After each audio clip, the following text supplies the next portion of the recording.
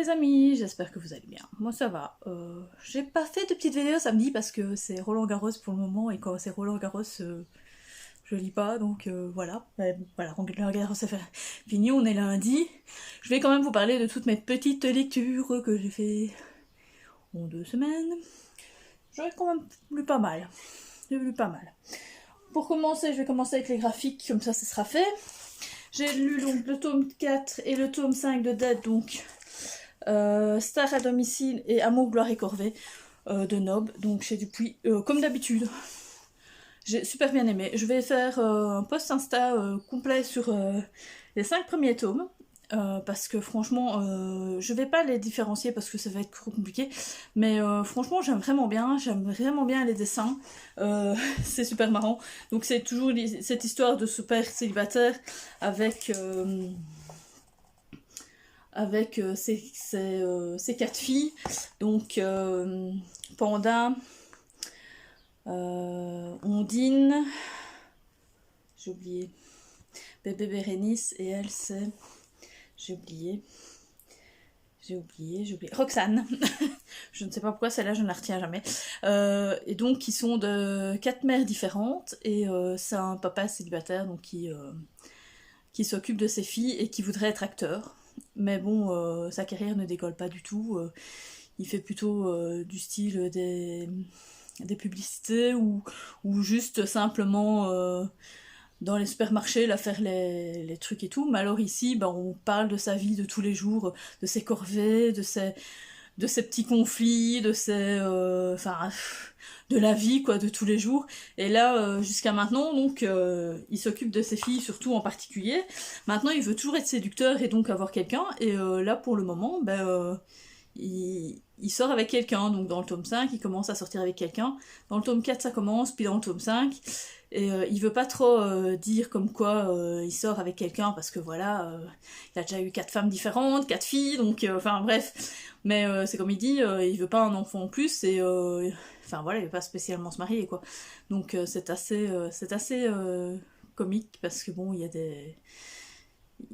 se passe des petites choses et tout, enfin bref. Moi franchement j'aime vraiment bien cette saga, donc il y a 9 tomes pour le moment. Le 9e tome était un peu particulier parce qu'ils l'ont sorti avec 6, je crois, couvertures différentes, parce que c'est Popstar, le nom, je crois, de Popstar, et donc, du coup, c'est assez iconique, parce qu'il y a un truc avec Star Wars, soit il est habillé en Star Wars, en Avatar, en Harry Potter, enfin bref, en plusieurs...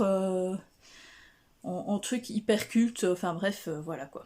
Donc voilà, je vais surtout en parler sur Instagram, donc si vous voulez en savoir plus, voilà. Ensuite, je vais vous parler aussi d'abord des mangas. Oups, c'est pas grave, j'ai tout ma livre qui tombe.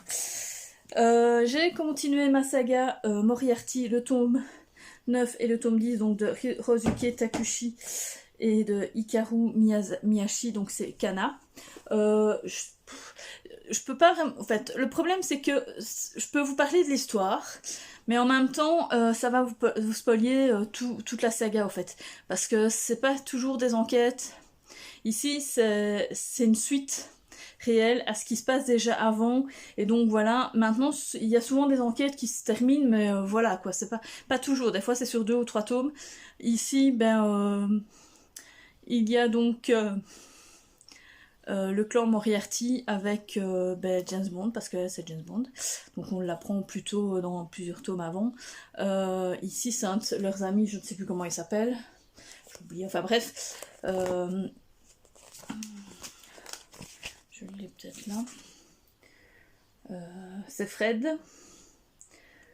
Enfin bref, ils sont en fait, ils font partie au fait de l'organisation de comment on dit, de Scotland Yard au fait, hein, c'est eux qui font partie des renseignements et tout, et en même temps,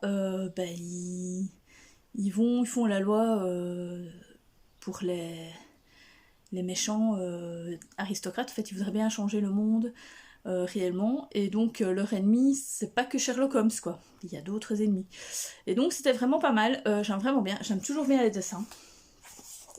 Ils sont toujours bien faits. Alors parfois c'est vrai que c'est parfois compliqué de distinguer les personnages, surtout dans les Moriarty, parce qu'ils se ressemblent dans la famille en lui-même, ils se ressemblent énormément.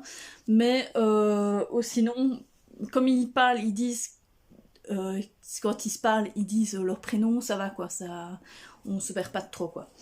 Donc voilà, moi j'aime vraiment bien, je suis une fan de cette saga. Il y a pour le moment 16 tomes, je pense. Je pense que le 16e vient de sortir. Donc voilà, ça fait vraiment une grosse saga, mais maintenant ça parle de Sherlock et Moriarty, quoi. Donc voilà, quoi. Ensuite, je suis aussi dans la saga L'Atelier des Sorciers, que je suis à fond dedans, de Kamome Shirahama, donc chez Pika. Donc ça, c'est des versions, au fait... donc ça, c'est la version normale, je pense. Donc j'ai la version normale. Et celle-ci est la version collector, donc on avait droit à un petit cadeau en plus du tome 10. Le tome 11 sort ce mois-ci, je pense cette semaine, si je me souviens bien. Je vais déjà le prendre, hein, je vais le lire incessamment sous peu, parce que franchement, ici, l'histoire avance énormément. Je peux pas trop... Même chose, ici c'est encore pire, parce qu'ici, je peux pas trop vous parler de l'histoire, parce que c'est vraiment une histoire tout à fait continue. Donc c'est Coco. Je ne sais pas si on la voit là. Ah, elle est là.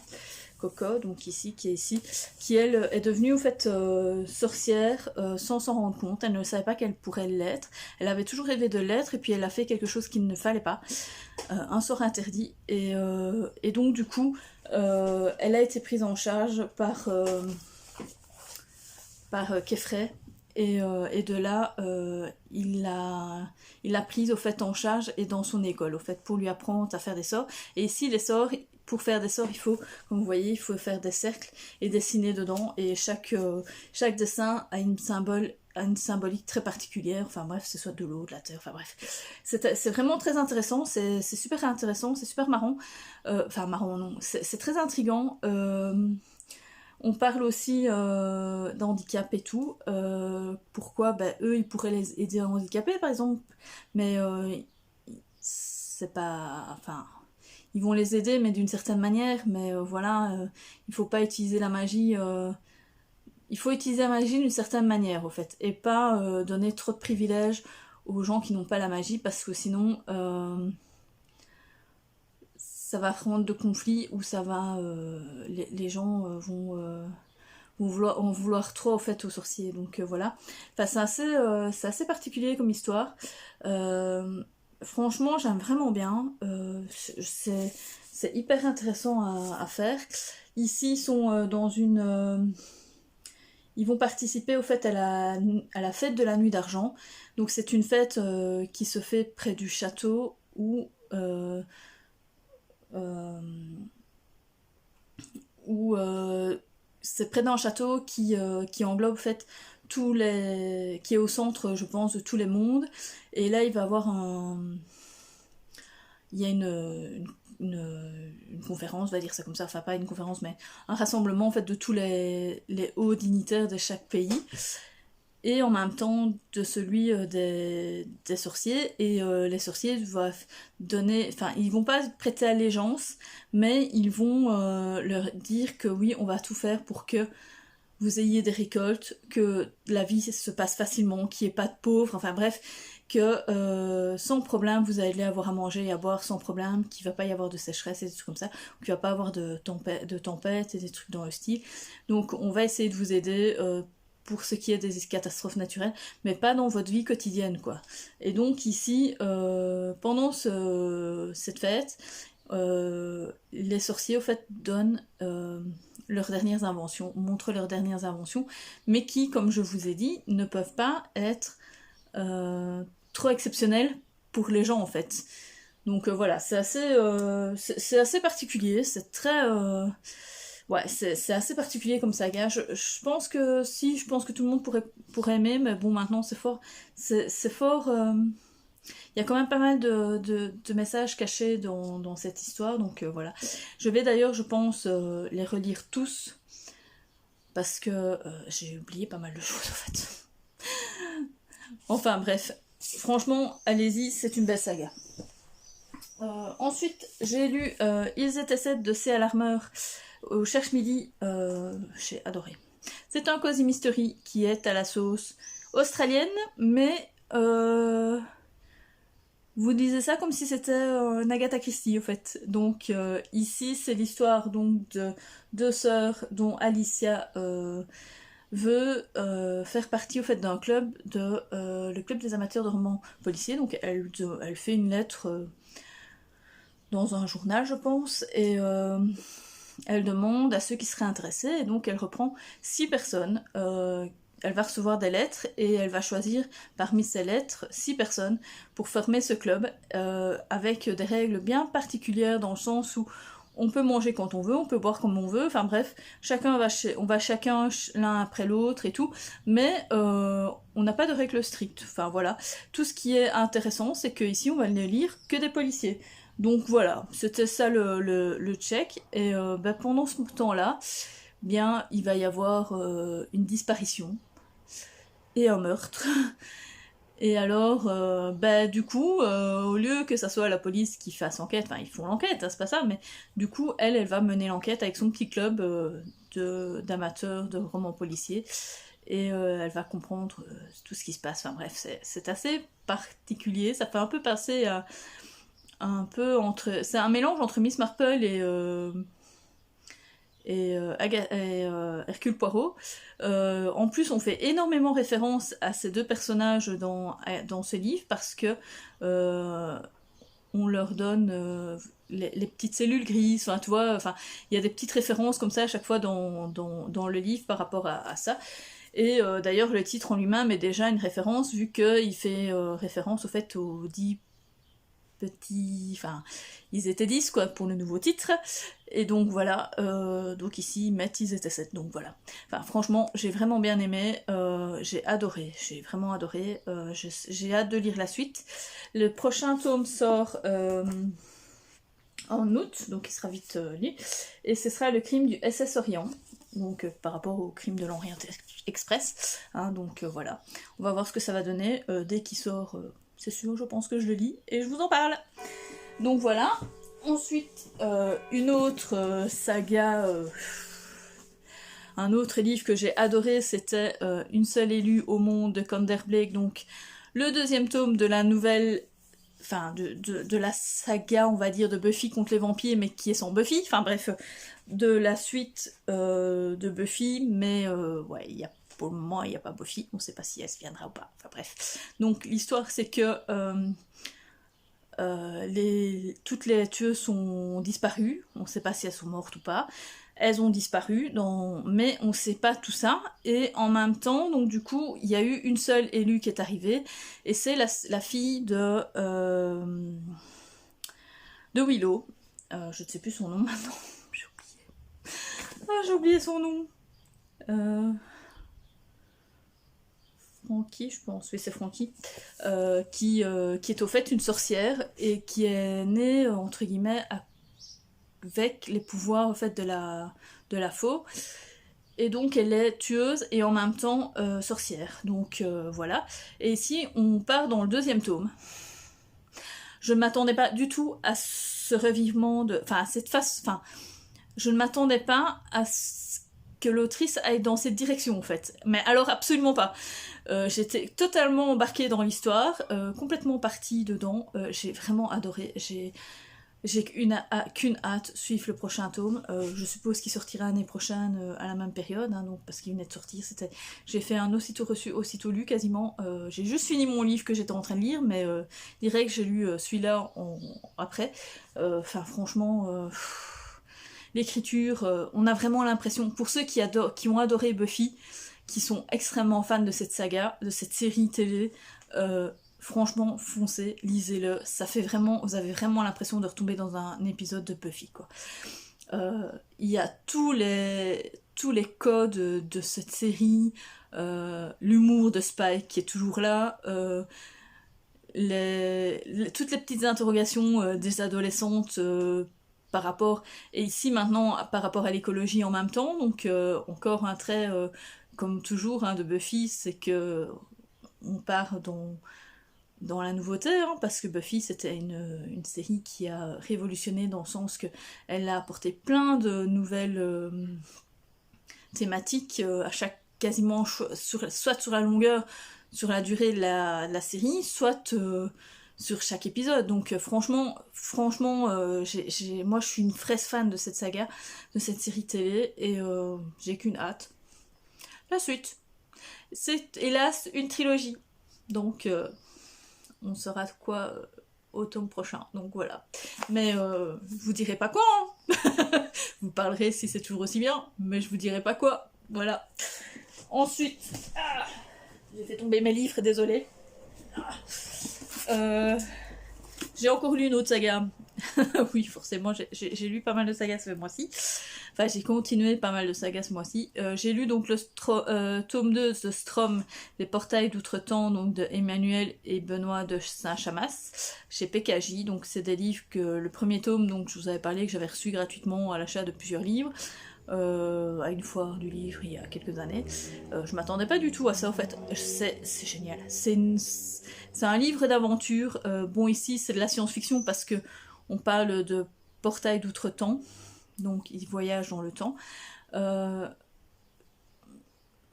peux pas vraiment... C'est une suite à l'histoire d'avant, donc c'est encore... Je peux pas trop vous parler de l'histoire. Ce que je peux vous dire, c'est que c'est une histoire, c'est une aventure.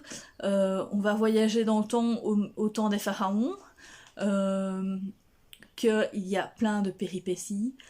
Que... on va avoir du mystère, du suspense, de la rigolade, parce que c'est aussi marrant, il y a des moments marrants.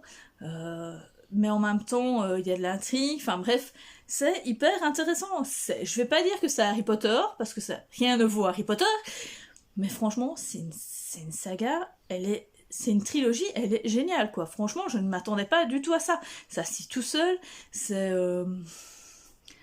c'est hyper intéressant, c'est une écriture très fluide, même si à certains moments, il y a quand même des passages qui sont un peu plus lents, mais sans plus. Franchement, j'ai adoré. Alors, je dis pas que c'est un best-seller, hein, parce que bon, en plus, je sais pas l'enlever, hein, mais je sais pas si c'est un best-seller, mais franchement, c'est un vrai coup de cœur, quoi. Cette saga, je m'attendais pas du tout à ça, quoi. Maintenant, c'est du fort jeunesse, quand même, hein, c'est pour les 12, 13, 14 ans, sans problème, même plus jeune, parce que, en fait, je dis 12-14 ans, pourquoi? Parce qu'il y a quand même un peu, vous savez, les petits prémices de l'amour, là, vous voyez. Donc, 10 ans, je pense que c'est un peu jeune, donc, mais pourquoi pas, à 10 ans, sans problème, le lire. Il est pas très épais, hein, il fait 380 pages, donc ça se lit franchement facilement. Moi, j'ai vraiment bien aimé. Donc l'histoire, donc ici, c'est toujours donc l'histoire de départ, le pitch de départ, donc ce sont des jumeaux, donc Raphaël et Raphaël, qui vont rentrer dans une organisation qui est la confrérie des chevaliers de l'insolite via leur parrain qui est lui-même un séide, on appelle ça comme ça un séide, de cette confrérie, parce que bah, au fait ils ont une double aura, donc les gens qui ont une double aura ont un strom, et donc du coup ils sont capables d'utiliser leur strom. C'est entre guillemets leur intelligence, je sais pas expliquer si c'est vraiment leur intelligence, mais enfin bref, leur cerveau pour faire des choses magiques au fait. Et donc du coup, ils s'occupent, ils voient au fait les fantômes sans problème, alors que nous on les verrait pas par exemple. Enfin, ils voient certaines choses, alors du coup, ils partent dans... Enfin, ils essayent de régler certains problèmes qui normalement ne doivent pas exister, quoi. Enfin voilà. Donc c'est assez intéressant. Moi j'ai vraiment bien aimé. C'est bien. C'est franchement bien. Et la dernière petit livre que j'ai aimé, qui est un vrai coup de cœur. Je ne m'attendais pas à avoir un vrai coup de cœur à ce point-là. Et c'est un coup de cœur, mais en même temps, il fait froid dans le dos, quoi, parce que c'est une histoire vraie. C'est American Predator de Maureen Callahan, donc chez Sonatine. C'est un true crime, donc une histoire vraie d'un tueur en série qui se passe en Alaska, mais en même temps dans toute l'Amérique. Donc le speech de départ, c'est la disparition d'une jeune fille, je ne sais plus comment, Samantha, qui disparaît donc la nuit du 1er au 2 février 2012. en Alaska, à Anchorage. Et au départ, on se demande si elle a fugué, si elle est partie, enfin voilà, si on l'a enlevée et tout. Ils ne savent pas. Et après quelques jours, enfin non, après quelques semaines, enfin quelques jours, on se rend compte au fait qu'elle a été enlevée. Donc avec certaines images, les caméras et tout, ils se rendent compte au fait que c'est pas une simple fuite, c'est carrément un enlèvement. Et ça va durer pendant plusieurs mois et plusieurs semaines. Et après un certain temps, ils vont en fait, sans le faire exprès, tomber sur le tueur, en fait. Alors c'est un peu un... ça me fait penser un peu à un épisode d'Esprit criminel, si ce n'est que les esprits criminels, c'est en 2 jours, ça y est, c'est bouclé, ils ont trouvé le coupable et tout le bazar. Elle pianote sur son petit PC, et puis ça y est, elle trouve direct le tueur. Ici, ça prend des mois. Hein. Et encore, ça prend des semaines pour trouver la gamine, et ça prend des mois, parce que quand ils vont le... En fait, c'est fait en 4 étapes, et ils vont se rendre compte au fait que il aurait pu agir encore pendant des années, parce que ça fait des années au fait qu'il tue des gens, et ils savent pas combien de gens il a tué, ils savent pas qu'est-ce qu'il a tué et tout, et voilà quoi, c'est assez perturbant.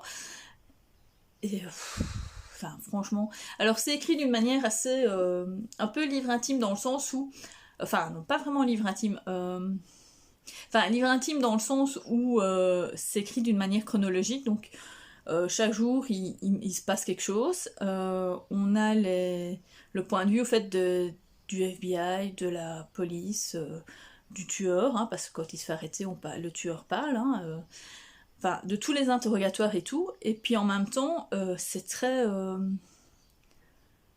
comment expliquer, c'est très cartésien, je veux dire ça comme ça, je sais pas expliquer, enfin c'est comme si c'était c'est vraiment une enquête au fait, voilà, c'est ça. En fait, on a vraiment le plan d'une enquête, comment ça se passe et tout. Et voilà, enfin moi j'ai trouvé...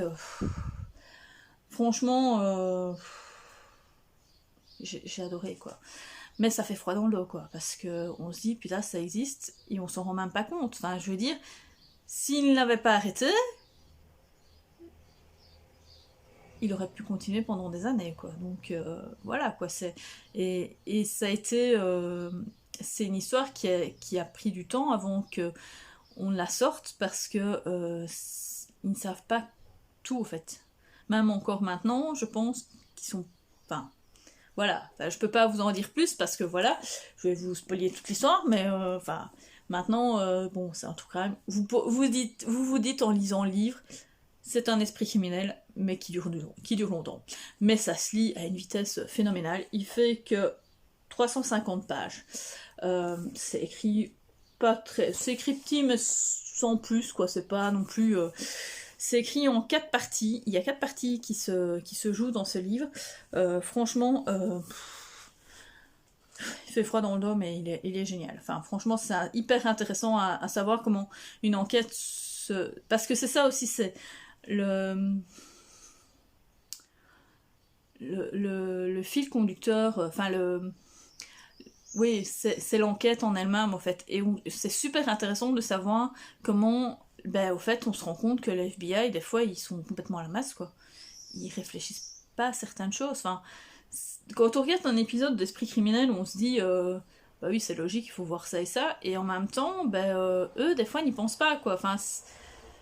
C'était assez perturbant en fait, parce qu'on se dit mais pourquoi ils ont pas fait ça, ils ont pas fait ça, ils ont pas fait ça, enfin ils auraient pu la retrouver plus tôt, enfin bref, mais voilà, enfin c'est assez, non franchement j'ai vraiment bien aimé. Non franchement c'était génial, enfin voilà, je ne peux pas vous en dire plus sur ce livre, lisez-le, c'est tout, enfin bref, enfin lisez, en fait tous les livres que je vous ai parlé, vous pouvez les lire. Ils étaient tous géniaux. J'ai vraiment des bonnes lectures en ce moment. Je suis dans un bon mood de bonne lecture. C'est très étonnant, c'est très rare. Donc voilà. Ma prochaine qui est ma lecture du moment, c'est Ceci n'est pas un fait réel de Philippe Besson, donc chez Juliard. C'est aussi un true crime. Oui, je sais, c'est un peu particulier, hein, là, pour le moment, je sais pas, je suis à fond, enfin, voilà quoi. Donc ici, ça parle de deux adolescents qui vont parler au fait du fait que leur père a tué leur mère. Voilà, donc je suis au début, mais enfin au début je suis quand même déjà à la page 50, hein, ça se lit assez rapidement. Ça se lit aussi de manière chronologique, là tout de suite on a... Et alors on a surtout les sentiments en fait du grand frère, qui n'était pas sur les lieux, mais qui suit au fait qui est avec sa petite sœur qui avait 13 ans, c'est ça, lui a 19 et elle a 13 ans, et elle a tout vu quoi. Elle a vu tout ce qui s'est passé. Euh, et on va voir comment eux vont s'en sortir par rapport à cette histoire, si ben voilà quoi. Donc je vais continuer ma bonne lecture, et puis voilà. Ah oui, je pouvais... Oui, mais non, j'ai pas en fait. J'étais en train de me dire que je vous montrais bien mes petits book hauls, mais j'ai pas les livres avec. Enfin bref, c'est pas grave, je vous montrerai la semaine prochaine, enfin dans 15 jours. Parce que bon...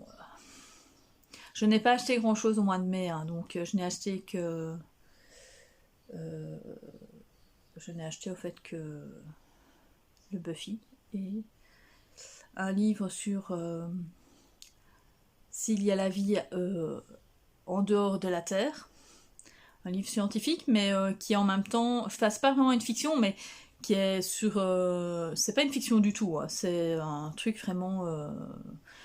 c'est ce qui se passe réellement, hein, donc ils font des recherches par rapport à ça, et c'est un peu c'est philosophique quoi. C'est philosophique et en même temps scientifique.